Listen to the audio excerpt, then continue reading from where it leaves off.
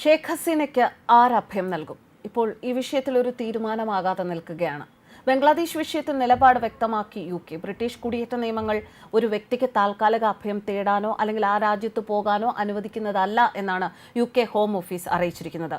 ഇപ്പോൾ ദില്ലിയിൽ കഴിയുന്ന ബംഗ്ലാദേശ് മുൻ പ്രധാനമന്ത്രി അവിടെ നിന്നും ലണ്ടനിലേക്ക് പോകും എന്ന ഊഹാപോഹങ്ങൾ നിലനിൽക്കുന്നതിനിടെയാണ് ബ്രിട്ടന്റെ ഇത്തരത്തിലൊരു പ്രതികരണം പുറത്തു വന്നിരിക്കുന്നത്. മറ്റൊരു രാജ്യത്ത് അഭയം തേടുന്ന വ്യക്തികൾ അവർ ആദ്യം എത്തിച്ചേർന്ന സുരക്ഷിത രാജ്യത്ത് തന്നെ തുടരുന്നതാണ് നല്ലത് എന്നും കഴിഞ്ഞ മാസം അധികാരത്തിലെത്തിയ കെയർ സ്റ്റാർമറുടെ നേതൃത്വത്തിലുള്ള UK ഗവൺമെന്റ് അഭിപ്രായപ്പെട്ടു എന്നാണ് റിപ്പോർട്ടുകൾ വരുന്നത്. സംരക്ഷണം ആവശ്യമുള്ളവർക്ക് അഭയം നൽകുന്നതിൽ അഭിമാനിക്കുന്ന രാജ്യമാണ് ബ്രിട്ടൻ എന്നും പറയുന്നു. എന്നാൽ അങ്ങനെ അഭയം നൽകുന്നതിനോ UK വരുന്നതിനോ അവരെ അനുവദിക്കുന്ന വ്യവസ്ഥകളില്ല എന്നാണ് UK ഹോം ഓഫീസിന്റെ വക്താവ് മാധ്യമങ്ങളോട് പ്രതികരണം നടത്തിയിരിക്കുന്നത്.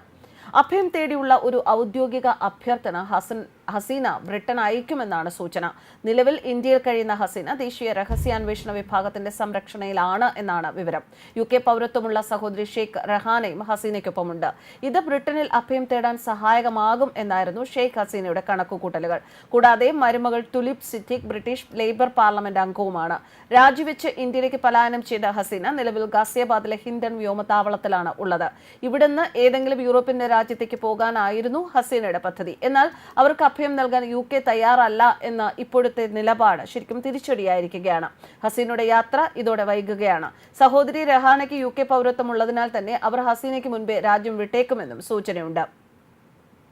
ബ്രിട്ടനിൽ രാഷ്ട്രീയ അഭയം തേടാനുള്ള ഷെയ്ഖ് ഹസീനയുടെ പദ്ധതി ഇത്തരത്തിൽ അനിശ്ചിതത്വത്തിലായതോടെ UAE, Qatar, Saudi Arabia, Belarus, Finland തുടങ്ങിയ രാജ്യങ്ങളും പരിഗണനയിലുണ്ട് എന്നും റിപ്പോർട്ടുകളുണ്ട്. ഹസീനയുടെ സഹോദരി രഹാനയുടെ മകൾ തുലിപ് സിറ്റിക് ബ്രിട്ടീഷ് പാർലമെന്റ് അംഗമാണ് എന്നതാണ് ബ്രിട്ടനിലേക്ക് ഹസീനയെ ആകർഷിക്കുന്ന ഘടകം. എന്നാൽ ഹസീനയ്ക്കെതിരെ ബംഗ്ലാദേശിൽ വന്നേക്കാവുന്ന കേസുകളിൽ നിന്ന് നിയമപരിരക്ഷ നൽകാനാവില്ല എന്നാണ് ബ്രിട്ടൻ വ്യക്തമാക്കുന്നത്. UKയിലെ നിയമം അനുസരിച്ച് രാഷ്ട്രീയ അഭയം തേടുന്നത് UKയ്ക്ക് പുറത്തു നിന്നാവാനും പാടില്ല. രാജ്യത്തെത്തിയ ശേഷം സമർപ്പിക്കുന്ന അപേക്ഷകളിലും തുടർ നടപടികൾ അനായാസമല്ല. ഫിൻലൻഡിൽ ഹസീനയുടെ കുടുംബാംഗങ്ങൾ താമസിക്കുന്നുണ്ട്. ഇക്കാരണത്താലാണ് വടക്കൻ യൂറോപ്യൻ രാജ്യങ്ങൾ പരിഗണനയിലുള്ളത്. സൈനിക ഹെലികോപ്റ്ററിൽ സഹോദരിക്കൊപ്പം രാജ്യം വിട്ട ഹസീനയ്ക്ക് ഇന്ത്യയിൽ അഭയം തേടാൻ രണ്ടാമതൊന്ന് ആലോചിക്കേണ്ടി വന്നിട്ടില്ല എന്നതും ഇത്തരുണത്തിൽ പ്രസക്തമാണ്. ഇതിന് ഹസീനയെ പ്രേരിപ്പിച്ച ഘടകം രണ്ട് രാജ്യങ്ങളും നിലനിർത്തി പോരുന്ന നല്ല രീതിയിലുള്ള ഉഭയകക്ഷി ബന്ധം മാത്രമല്ല, രാഷ്ട്രീയത്തിൽ കാലുറപ്പിച്ചിട്ടില്ലാത്ത കാലത്തും ഒറ്റ ദിവസം കൊണ്ട് ഉറ്റവരെ നഷ്ടപ്പെട്ടപ്പോൾ ഹസീനയ്ക്ക് രക്ഷാകരം നൽകി ചേർത്ത് പിടിച്ച രാജ്യമാണ് ഇന്ത്യ. 1975 ഓഗസ്റ്റ് 15-നാണ് ബംഗ്ലാദേശിന്റെ സ്ഥാപക പിതാവും ബംഗ്ലാദേശ് അവാമി ലീഗ് നേതാവുമായ ഷെയ്ഖ് ഹസീനയുടെ പിതാവ് ബംഗബന്ധു ഷെയ്ഖ് മുജീബുർ റഹ്മാൻ ക്രൂരമായി കൊല ചെയ്യപ്പെടുന്നത്. പുതുതായി രൂപീകരിച്ച രാജ്യത്തിന്റെ പ്രസിഡന്റ് സ്ഥാനം ഏറ്റെടുത്ത് 4 വർഷം കഴിയുമ്പോഴായിരുന്നു ഹസീനയുടെ പിതാവും ഒപ്പം കുടുംബാംഗങ്ങളും വധിക്കപ്പെടുന്നത്. ഇത് രാജ്യത്തെ രാഷ്ട്രീയ അസ്ഥിരതയിലേക്കും പട്ടാള ഭരണത്തിലേക്കും തള്ളിവിട്ടു. ആ സമയത്ത് ഷെയ്ഖ് ഹസീന തന്റെ ഭർത്താവ് MA വസീദ് മിയയ്ക്കൊപ്പം പശ്ചിമ ജർമ്മനിയിലായിരുന്നു. മറ്റു വഴികളൊന്നുമില്ലാതെ അവർ ഇന്ത്യയിൽ അഭയം തേടി.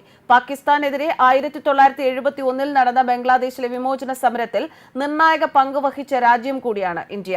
അന്നത്തെ പ്രധാനമന്ത്രി ഇന്ദിരാഗാന്ധിയുടെ നേതൃത്വത്തിൽ ഇന്ത്യ ഷെയ്ഖ് ഹസീനയ്ക്ക് സഹായഹസ്തവും നീട്ടി.